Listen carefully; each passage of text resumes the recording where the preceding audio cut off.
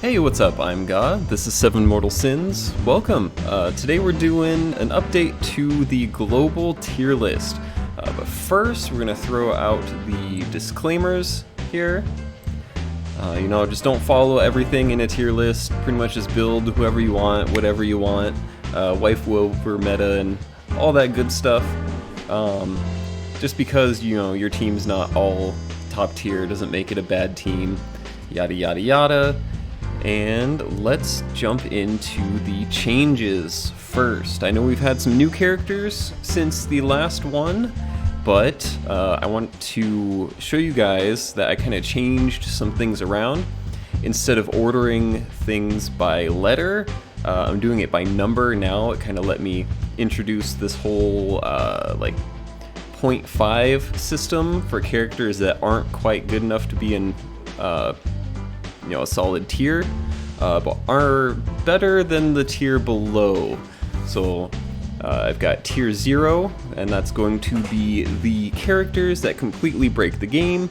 They're uncounterable in PvP, the best ever at everything else in PvE, guild raid, all that kind of stuff. Spoiler alert, there are no tier 0 characters in this game.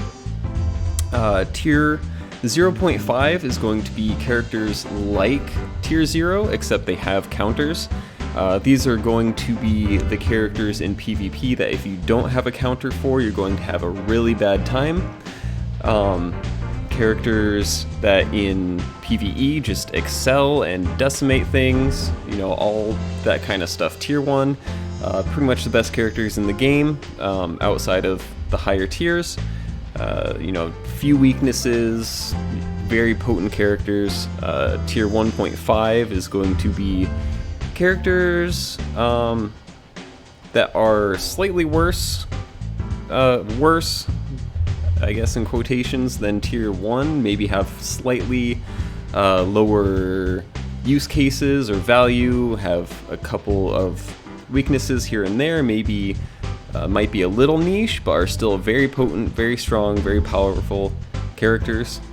Tier 2, basically the same thing as tier 1.5, but slightly weaker overall. Tier 2.5, and below, these characters are going to be super niche or just not super great characters in general. Maybe have one or two things that they really excel at, but generally speaking aren't going to be quite as valuable as some of the higher tier characters. And then side note, F tier is still F, because F in the chat, boys, for the 4-star characters. So with that said, let's go ahead and get into the changes first before we rank the new characters. So let's see, going from tier 1 up to 1.5, we have Christmas Satan and Belial. So the reason for this is because Christmas Satan is just an incredibly potent DPS in PvE, guild raid especially. She just does a ton of damage, has a ton of utility. And in PvP, if you don't have a counter for Christmas Satan on your team, she is going to nuke your move gauge, and you're just going to have a really bad time in general. Belial's moving up because, once again, she's top tier in PvE. She's great for clearing out waves. She's got good crowd control. She's got crit damage buffs. She heals. She's amazing in guild raid. And very difficult to deal with in PvP, unless you're bringing some way to shut down her self-healing. Otherwise, she's just gonna tank through whatever you can throw at her and nuke your whole team with her ult. So that's why those two are moving up for now. If there's anyone else you think should move up out of tier 1, let me know. So going down to tier 1.5, we have, unfortunately, Speed Raphael. She was really good. I you know, kind of sung her praises in my last video, but unfortunately, you know, with all the new characters coming out, it's a little difficult to find room in your team for everyone. Like, going through a lot of my teams and building and stuff, this is a character that would be like my 6th slot character. She does okay as far as supporting goes in PvE. She's mainly a PvP character, I think. I know she does have like Agony or something in her kit, so she can be useful in Guild Raid. But then again, you're gonna have to kind of build your team around that. You know, maybe you won't be able to put Chino on your team for Guild Raid, so she's just a little difficult to slot in sometimes, but she's still very good, very potent at what she does. So let's see, still in the 1.5 tier, we got some people moving up out of tier 2. So first one is going to be OG Raphael. Her kit as an anti-meta character in PvP just continues to get better and better and better the more characters we have coming out. She is essential to pretty much any anti-meta strategy, and she just has like a ton of viability, especially in something like Vortex of Torment for PvE, where you might run into like a gimmick stage that you know, the enemies or the stage, they're giving the enemy team like a bunch of move gauge buffs. Like, I know in the most recent one, there's one that says like the enemy gets like 100% move gauge buff or something like that. So she just keeps getting better and better with the more stuff that comes out. Next one, moving up out of tier 2, is going to be Summer Leviathan. So the reason for that is because shoutouts to Lord Levy on the Discord for this one. He found out that Summer Leviathan basically counters anti-meta teams. She's got a skill that gets rid of steady, which means if you can make your Summer Leviathan faster than your Christmas Satan, Leviathan will remove steady. Satan can come in and nuke their move gauge anyway. On top of her ability to freeze, you know, within her first couple actions, she has guaranteed freeze on like everything. She has an attack buff for the whole team just as a passive. You know, she just gets like a ton of value, you know, just slotting her in on your team. And she also does HP % damage, which is very strong against anything that's tanky. So like in PvE, when you're going up against some high health enemies, you know, maybe the Hell Express Railway or some of the later stages of Vortex of Torment, her damage is just gonna shoot up because, like I said, she does damage based off of the enemy's max HP, which can really chunk into tanky teams. Alright, so currently tier 2.5, I don't have anyone moving into this tier at the moment, but depending on how the game shapes up, there could be some people coming down from tier 2, some people moving up from tier 3, maybe even some new characters that come out that end up in tier 2.5. Alright, so tier 3.5. So I have some characters moving up out of this tier down here, tier 4 into 3.5. So Cherry Seer is going to be one of those for similar reasons as OG Raphael. She's just a really good anti-meta pick. And then we have, let's see, Nona, Anna, and Stolas moving up into tier 3.5. And the reason for this is just because these three characters got super evolution. They have very strong kits for an Awaker nowadays. If you wanted to invest in these characters, they will be good, just not quite as good as, you know, anyone else above them. Basically just like top tier Awakers here, just below like Furka, Nikita, and Choco Nona. Alright, and then tier 4.5. This is the tier for Awakers that have good passives. You know, characters you're going to want to keep around for things like Vortex of Torment, or just to skate by any kind of opening CC shenanigans or anything like that. So Seer here, at battle start, she gives immunity to unstackable debuffs for your team, which is very nice. OG Charles has freeze immunity for your whole team. Maid Camilla has headwind immunity for your team. And then the character I've been pronouncing wrong this whole time, it is not Ginevra, it is Ginevra. She gives your team a shield and gives steady to your whole team. So kind of like Choco Astroth's buff right there, as well as Luciana's buff. The only difference between these two, the reason why Ginevra is not in the same tier as Luciana, is because Luciana's steady is a unique name, which means it can't be dispelled. But Ginevra just has, you know, the generic steady, so someone like Summer Levy can come in and clean that off. Alright, then Daniela for her taunt immunities, Shalimar for enchant immunities, Clarice, she cleans off DOT from your team, which can be nice in some stages, and Zoe for a green freeze immunity. So Charles is blue, she's got freeze immunity, Zoe's green, she's got freeze immunity.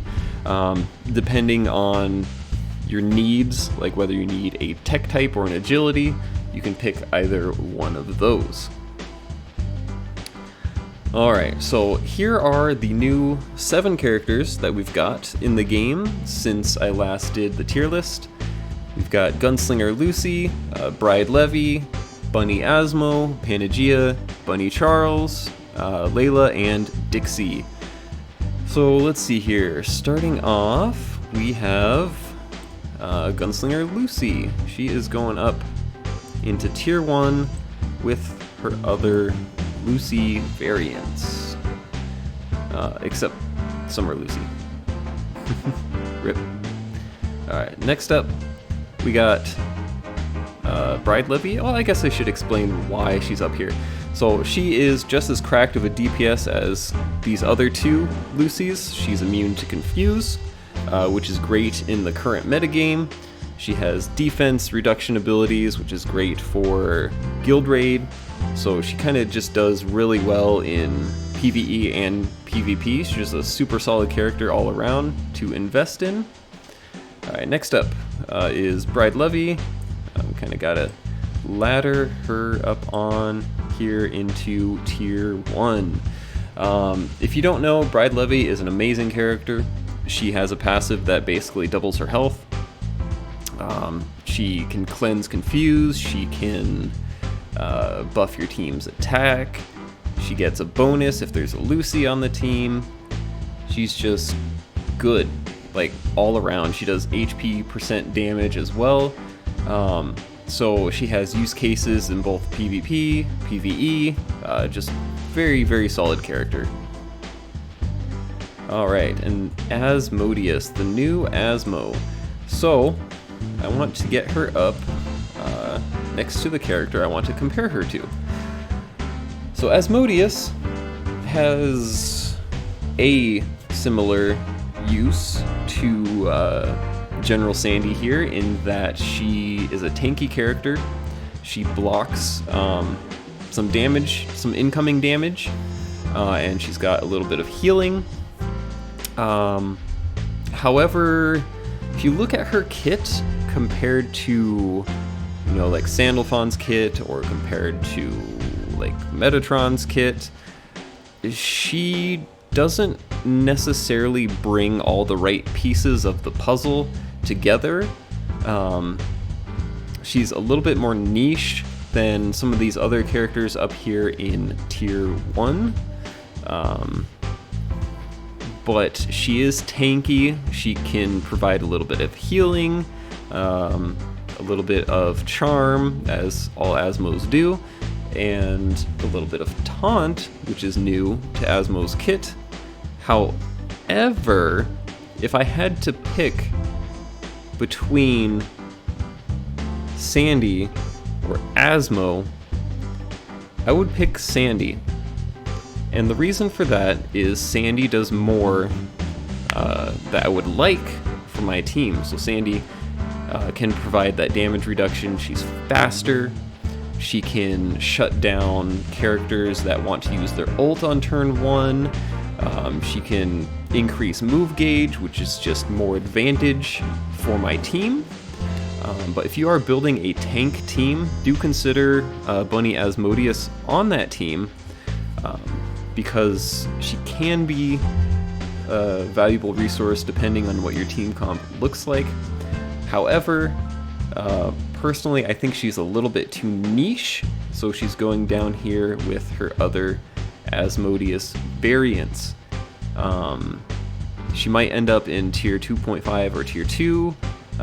This section here might need to be rearranged, reevaluated in the future as I've had more time to consider the state of the game, but for now, she's going into tier 3. Alright, Panagia. Okay, if you don't know, this character is kind of defining the metagame in PvP right now. She's not super great in PvE. I mean, she does do a bunch of support things. She is a top tier support character, so she's someone you can bring along into just like some generic PvE or Vortex of Torment. Probably not the best pick for Guild Raid, but she is such a defining threat in PvP that if you don't have some way to counteract her abilities, you're gonna have a really bad time. And that alone makes her tier 0.5 in my book. Alright, so next up we have Bunny Charles. First instincts tell me to put her right here in tier 3.5. She is very niche, but she's good at what she does. So she is basically a blue support character. So if you have like a bunch of agility type characters on your team, she's very good at supporting them, and that's kinda all she does. So Layla is up next. I'm gonna put her in tier 3.5 for now. She does have the possibility to go higher. She is essentially an Awaker version of Gunslinger Lucy, really. So she starts battle with damage reduction, which is very nice. It essentially means she's gonna live any first round of combat. She's got crit buffs, she's got speed buffs, she's got defense down, she's got tons and tons of follow-up attacks. Like on my alt account, I think I've seen her go like 3 times in one turn, which is simply amazing for something like the gold dungeon. But her damage output compared to higher tier characters doesn't quite hold up as well, but she's definitely one of the best Awakers we have in the game. And last, but certainly not least, is Dixie. This character enables so many shenanigans, it's outrageous. So she has a passive that you can get, that she has on her at +0, level 1, uninvested, that gives your 2 fastest agility type characters a 20% speed buff and a CT -2. So let's say you don't have your Christmas Satan at +15 yet, you pair her up with Dixie, and bada bing bada boom, now Satan can ult turn 1. You know, you can pair her up with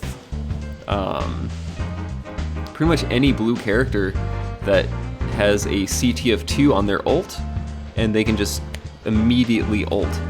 Like, if you have OG Nona at plus 19, I believe, then her ult is a 2 CT.